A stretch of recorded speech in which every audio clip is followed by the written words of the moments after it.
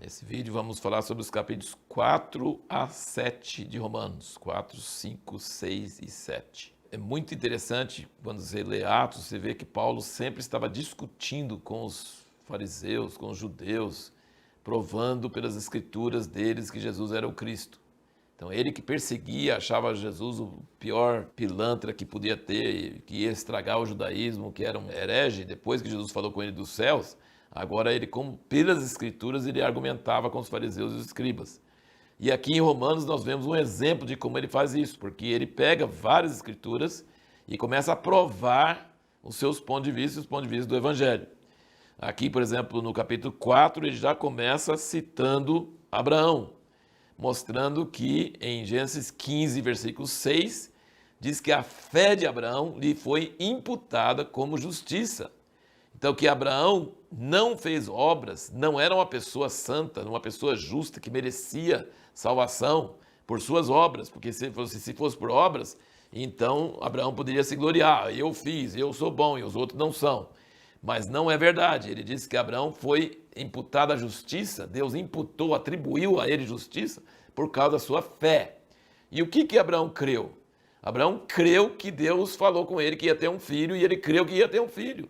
E que esse filho ia herdar uma terra, e tanto que ele creu que ele saiu do seu lugar e peregrinou a vida inteira sem ganhar nada, crendo que Deus ia dar uma terra para ele. Qual o grande pecado do homem lá no Jardim do Éden? Crer na palavra de Satanás, que jogou desconfiança nas motivações de Deus. Quando a gente não crê na confiabilidade de Deus, quando a gente não crê que Deus é bom e poderoso e que Ele faz tudo, que Ele é fiel, que você pode confiar nele, você está cometendo o pior pecado. O pior pecado é não crer em Deus. E Abraão creu, não creu no Evangelho, porque ainda não tinha o Evangelho, mas creu na palavra que ele ia ter um filho, sendo que a mulher dele não podia ter filhos e ele era velho, mas ele creu que ia ter um filho e isso foi considerado como justiça. E Paulo diz no fim desse capítulo 4, o que isso tem a ver conosco. Ele pega as escrituras e traz para nós. Ele diz, versículo 23, ora, não é só por causa dele que está escrito que ele foi imputado, mas também por causa de nós a quem há de ser imputado. E o que nós cremos? Nós não vamos crer que nós vamos receber um filho na velhice, ou Isaac, não. Mas o que nós vamos crer? A nós, os que cremos naquele, que é Deus, que dos mortos ressuscitou a Jesus nosso Senhor, o qual foi entregue por causa das nossas transgressões e ressuscitado para a nossa justificação. Então, Abraão creu em Deus que ia ter um filho, e isso foi imputado como justiça. Ele acreditou que Deus era justo, e Deus ia cumprir o que ele falou. E nós cremos que Jesus ressuscitou, sendo que nós não vimos, mas nós cremos que Jesus ressuscitou e que nós fomos perdoados pela morte e ressurreição de Jesus. E então nós estamos bem com Deus por causa disso. E isso é crer numa coisa que não está vendo. E assim como Abraão recebeu justiça, nós também podemos receber justiça por meio da fé. E aí, durante o capítulo todo, ele está mostrando que você ter hereditariedade, a lei, a circuncisão, só tem valor se for por fruto da fé. Os judeus estavam dizendo que eles eram bons, que eles eram filhos de Abraão e que eles tinham a lei de Moisés e que eles eram circuncidados. Ele falou assim, não adianta nada. Abraão foi justificado antes de ser circuncidado e recebeu a circuncisão como sinal. Agora, vocês dizem que tem a circuncisão, mas não tem a fé de Abraão, não resolve nada, entendeu? Então, coisas externas não vão resolver. Ele mostra pela própria lei que Abraão foi justificado antes de ser circuncidado.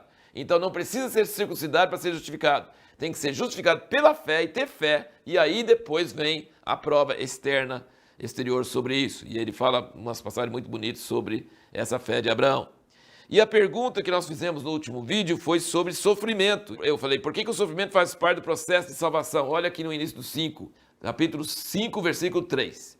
E não somente isso, mas também gloriemo-nos nas tribulações, sabendo que a tribulação produz a perseverança, e a perseverança a experiência, e a experiência a esperança.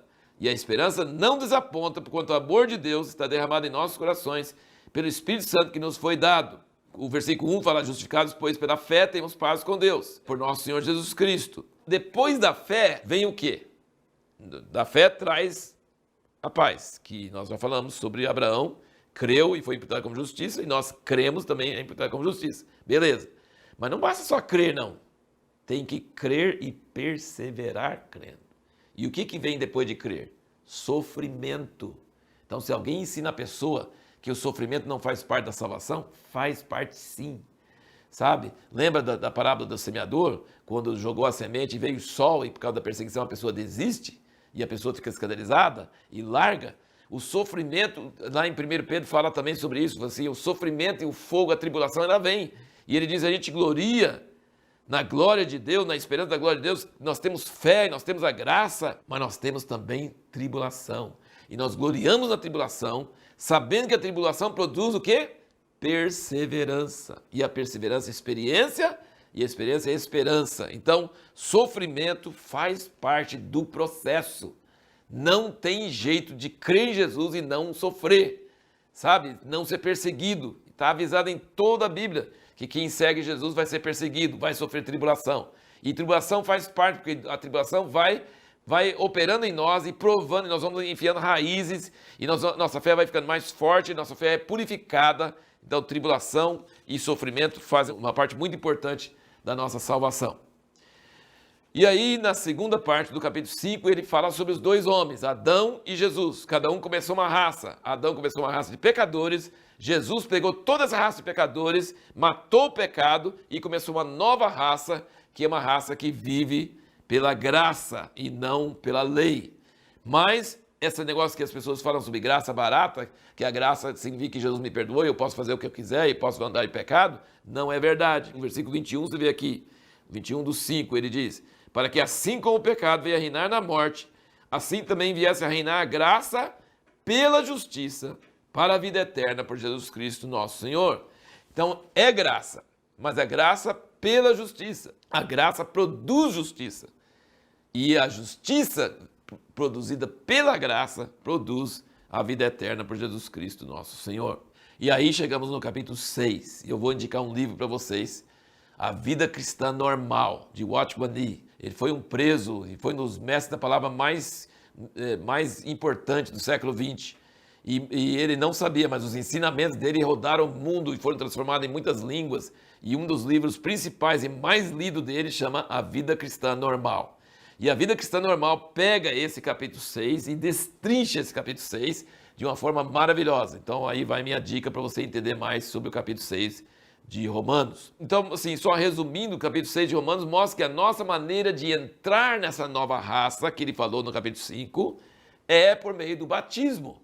Ele falou que quando nós fomos batizados em Jesus, batizados nas águas, estamos batizados em nome de Jesus, nós morremos com ele e ressuscitamos com ele, em novidade de vida. E como nós éramos escravos do pecado antes, agora nós somos escravos da justiça. Nós não somos mais obrigados a pecar. E aí ele diz, já que se você sabe disso, então você pode praticar isso. Assim como você pecava antes sem fazer força, agora você pode praticar a justiça sem fazer força. Apresenta os seus membros, né? O salário do pecado é a morte, tem umas passagens maravilhosas aqui, né? O versículo 23:6. Mas o dom gratuito de Deus é a vida eterna em Cristo Jesus, nosso Senhor. E aí chegamos no capítulo 7. E o capítulo 7 de Romanos mostra que nós não precisamos só ser libertos do pecado. Nós precisamos ser libertos da lei. Porque a lei diz, faz e você vai viver. Se você não fizer, vai morrer. E a gente fica com esse esforço para tentar obedecer e nunca conseguindo obedecer. E a gente fica com a consciência condenada e fica debaixo desse jugo. E ele falou que em Jesus nós já morremos para a lei. A lei não morre porque a lei é santa, justa, é de Deus. Mas nós morremos. E depois que nós morremos, a lei não pode fazer mais nada conosco.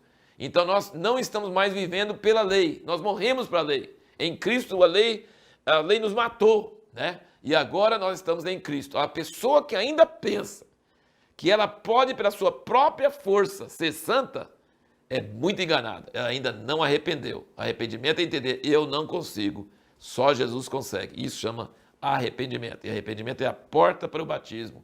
E após o batismo, nós não andamos mais segundo a lei, mas andamos segundo a graça e o Espírito da graça em Cristo Jesus sobre nós. E a pergunta para o próximo vídeo é o seguinte, por que Romanos 8 pode ser considerado o pico Everest da Bíblia?